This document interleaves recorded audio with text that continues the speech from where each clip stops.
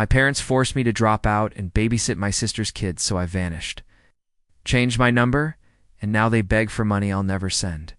I've always been the invisible child. Not the rebel, not the genius, just the one who blended into the background while everyone else got their applause.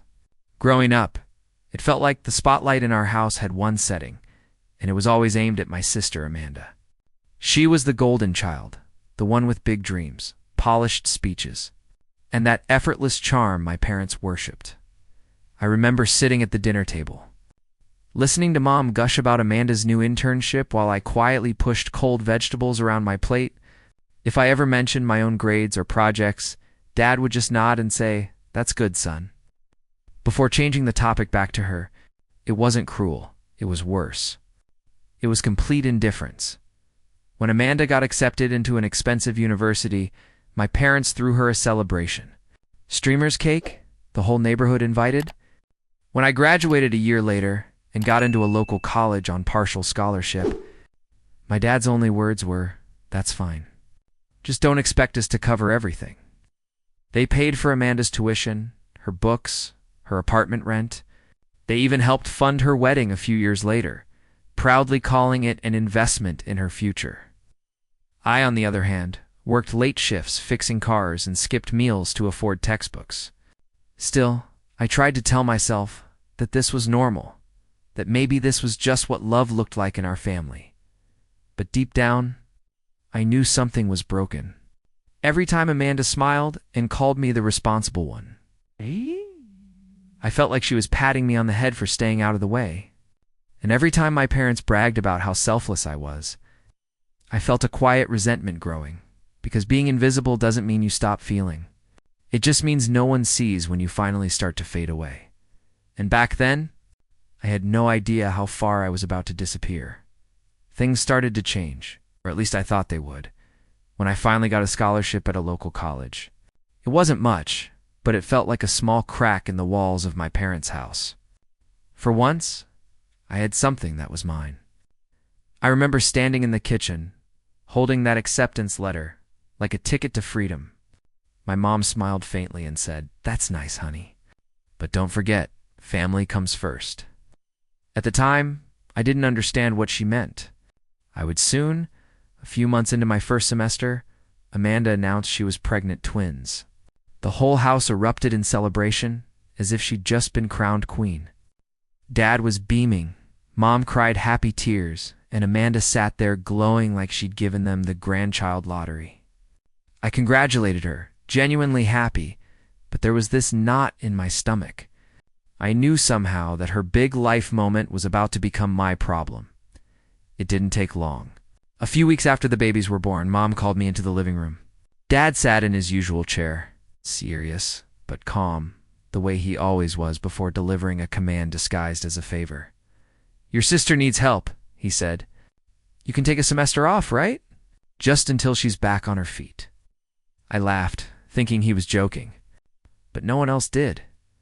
"I can't just leave school," I said quietly. "I'll lose my scholarship."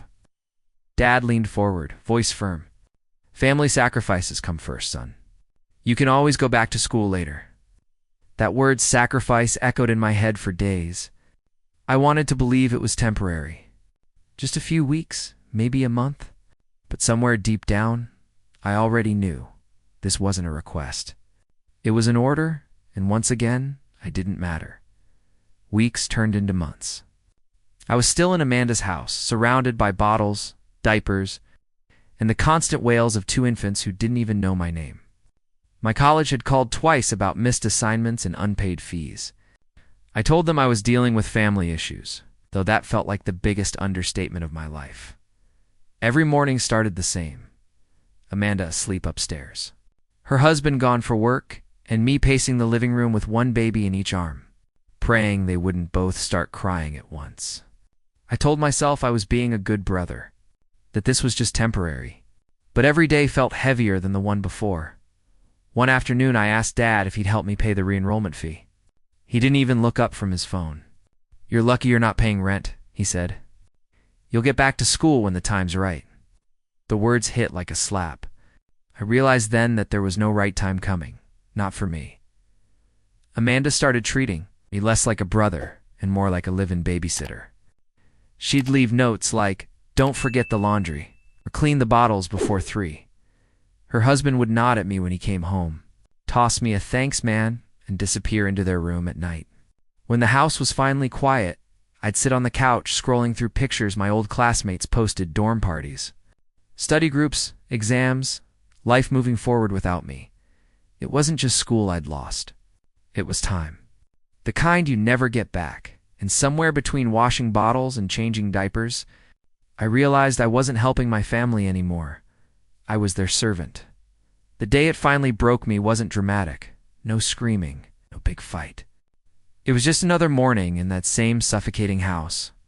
I was half asleep on the couch, a baby monitor buzzing beside me, when Amanda came downstairs holding a pile of laundry. "Can you handle this today too?" she asked, dropping the clothes into my lap without even waiting for an answer. Something inside me cracked. "Amanda, you're their mother. I can't keep doing everything." She looked at me like I'd said something absurd. "You're good with them," she said casually. "And besides, I'm exhausted." "You don't understand what it's like to have kids." "I do understand," I snapped, louder than I intended, "because I am the one raising them." Her expression hardened. "Don't start," she hissed. "Mom and Dad said you'd help? It's not forever." I laughed, a bitter, humorless sound. "You said that 6 months ago." The air between us went cold. She turned away, muttering something about how ungrateful I was. That word stung worse than anything. Ungrateful. After giving up my education, my friends, my future, I was ungrateful. Later that night, Dad called. I thought maybe he'd ask how I was doing, maybe even offer some support. But instead he said, "Your sister's been upset. Don't talk to her like that again. You're lucky to have a roof over your head. Asterisk lucky." That word echoed in my chest like an insult carved into bone. I hung up before he could say more and just sat there in the dark, the silence pressing down on me. For the first time, I didn't feel like part of a family. I felt like a prisoner who had finally realized there was no door. And that night, I promised myself I'd find one, no matter what it cost. After that night, something in me changed. I stopped arguing, stopped explaining, stopped hoping they'd ever understand. Instead, I started planning, quietly, carefully, every evening. When the twins were asleep, I'd sit on the floor with my old laptop and search for remote freelance jobs, data entry, transcription, anything that would pay even a few dollars. It wasn't much, but every payment I received felt like a small victory, a whisper of control in a life that wasn't mine.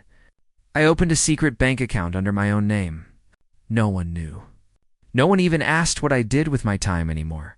Amanda kept growing bolder. She'd text me while out shopping, asking me to just feed them before I get back. Her husband stopped pretending to help altogether. I became invisible in plain sight, the quiet shadow who made their perfect little life function. One afternoon, as I was rocking one of the babies to sleep, I overheard my parents talking in the living room. Mom's voice was sharp, Dad's indifferent. "He should be grateful," she said. "We're teaching him responsibility." Dad chuckled. "At least he's useful for once." Useful. That word hit harder than anything Amanda had ever said. It wasn't love. It wasn't pride. It was ownership. I remember standing there, frozen, the baby's tiny fingers gripping my shirt as if to anchor me. I realized I'd been clinging to the idea that someday they'd see my worth, but that day was never coming. That night, I transferred every dollar I'd saved into my new account. I didn't know when. I didn't know how. But I knew one thing for sure. I was going to leave. Quietly. Without warning. And when I did, they'd finally know what it felt like to lose something they took for granted.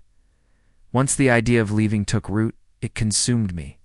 I began to move like a ghost in my own life. Polite, quiet, obedient on the outside, but inside I was counting days.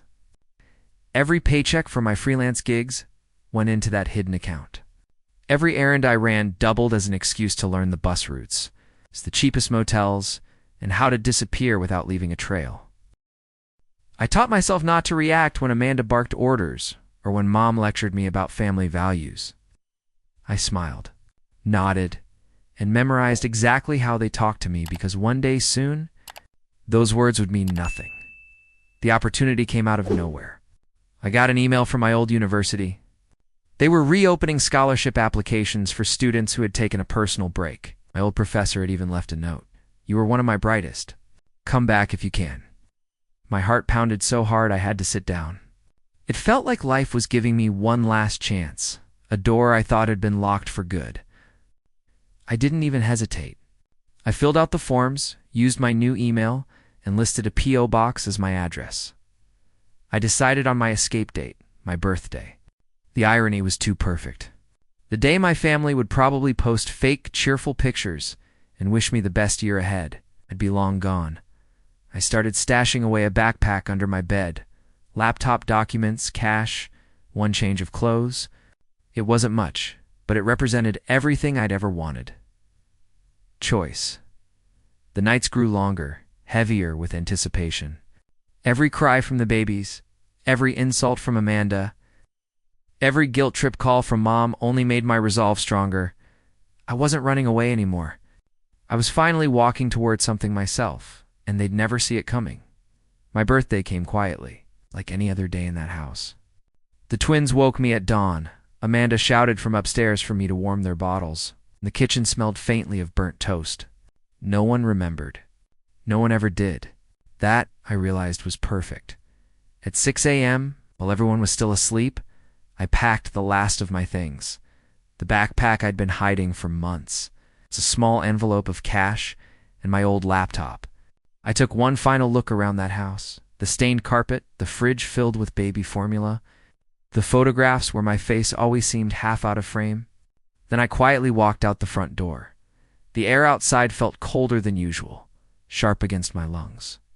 I stood there for a moment, just listening, the hum of morning traffic, dog barking somewhere down the street, the first breath of freedom in years. My hands trembled as I got on the bus.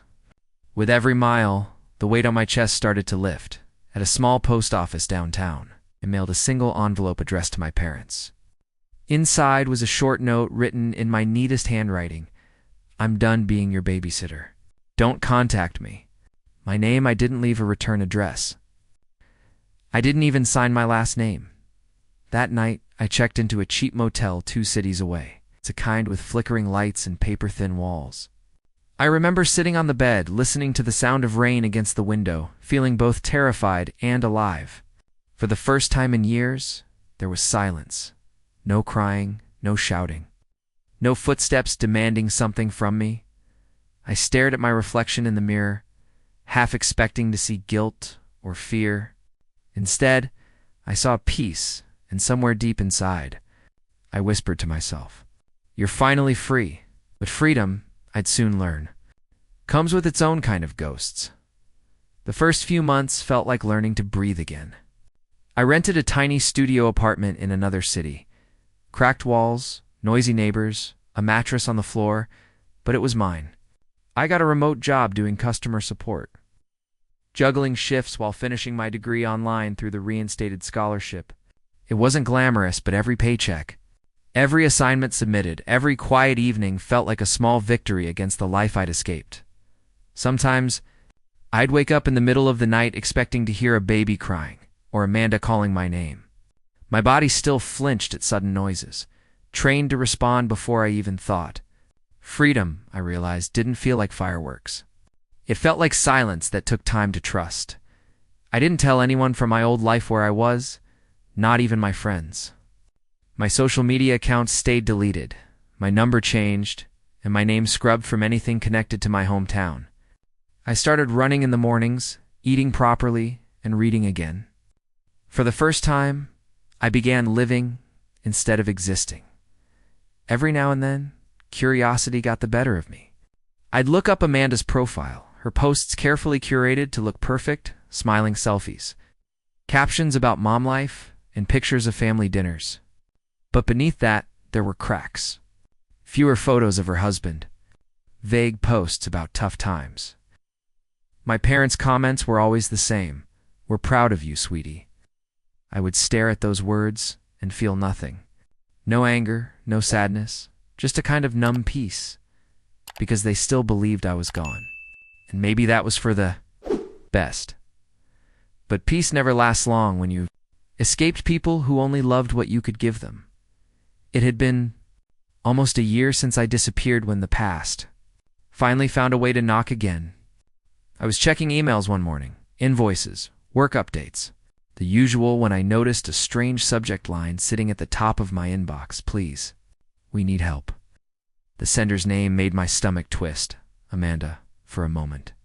I just stared at it, my finger hovering over the mouse. I almost deleted it, but curiosity won. Inside, the message was long, desperate, chaotic, full of excuses. She said their parents were struggling, that Dad's health was declining, that Mom was emotionally wrecked without me. Then she mentioned her business, apparently some online boutique, had failed, leaving her deep in debt. She ended with, "You're the only one doing well now.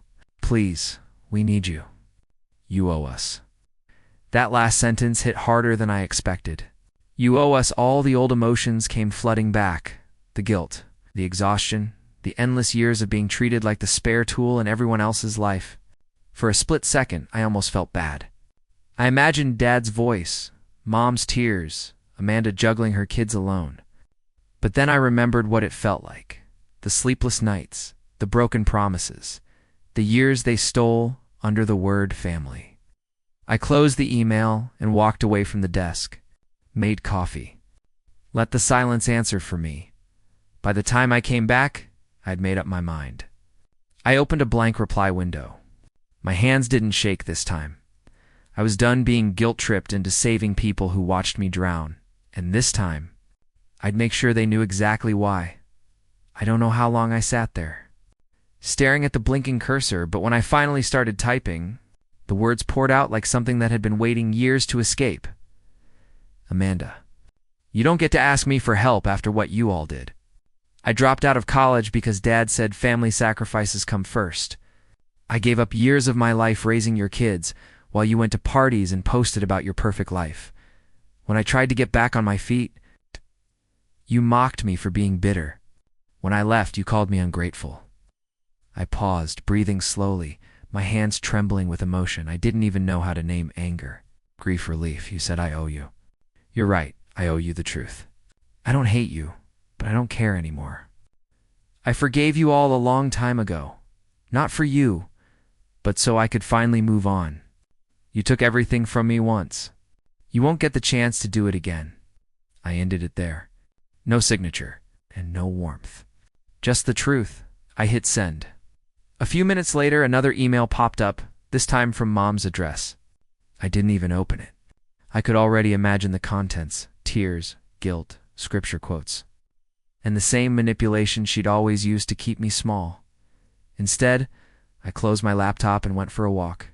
The sun was setting, the air cool, and for the first time I didn't feel like a runaway. I felt like someone who had survived. The next morning, I deleted the email account entirely. A clean cut, and though a small part of me expected regret, it never came. Only silence. The kind that doesn't hurt. The kind that finally feels earned. But peace rarely stays quiet for long. Not when guilt starts calling from unknown numbers. It started 2 weeks later. Unknown numbers flashing on my phone at odd hours. At first I ignored them, thinking they were spam. But one day curiosity got the better of me. I picked up. Hello? Asterisk. There was a pause. Then a voice I hadn't heard in over a year. My mother's soft, trembling, manipulative in that familiar way. "Sweetheart," she whispered. "Thank God you answered. Please don't hang up. We just need to talk." I didn't say a word. I could hear Dad in the background, his tone sharp but desperate. "Tell him we can't keep this up. He's our son. He has to help." That word again has the same word they'd used all my life to chain me to their needs. I finally spoke, my voice calm, steady. "You only call when you need something." Mom started crying. "We're family. You've changed, honey. This isn't who you are." For the first time, I smiled, not cruelly, but with a strange clarity. "You're right. It's not who I was. You made sure of that. But it's who I had to become to survive you. Dad's voice thundered through the speaker. After everything we did for you, I cut him off. You mean after everything I did for you? You don't want me, you want control. And that's gone. Silence followed. Long, heavy, final. I could hear my mother's breathing, ragged and quiet. Don't call me again, I said softly. If you ever loved me, even a little, let me go. Then I hung up. Blocked the number. Changed my SIM card the same day. That night, lying in bed, I felt something I hadn't felt in years, peace that didn't need permission. And as I stared at the ceiling, I realized the boy who once begged to be seen was finally gone for good. It's been 5 years since that last phone call. Sometimes I still wake up expecting my phone to buzz with another plea, another guilt-ridden message, but it never does. The silence has become my closest friend. Life now feels like something I built from ashes. I finished my degree, moved to a quieter town, and started my own small business repairing electronics. It's honest work, peaceful, and mine entirely. I even met someone who doesn't demand, doesn't take, just stays. She knows everything about my past, and instead of pity, she offered understanding. For the first time, love feels like freedom, not debt. Every now and then, I hear through distant relatives what became of them. Amanda's husband left her. She's back living with my parents, struggling to make ends meet. Dad's health is failing, and Mom's still trying to hold the family together with denial and guilt. They've reached out through others. Of course, asking for a little help, saying it's what good sons do. But I've learned that sometimes being a good son means saving yourself first. I don't hate them anymore. I don't even wish them harm. I just don't care. That's the kind of peace they'll never understand. The kind. It comes when you stop trying to fix people who broke you. Sometimes, I look back at the boy who once lived for their approval, the invisible son, the unpaid babysitter, the quiet disappointment, and I wish I could tell him, you were never the problem. When people ask about my family now, I just say, we're not close. It's simple, true, and enough. Because the truth is, I didn't just vanish from their lives. I erased the version of myself they created, and in doing so, I finally became real. They made me disappear. But in the end, I built a life so bright, they'll never find the shadow I left behind.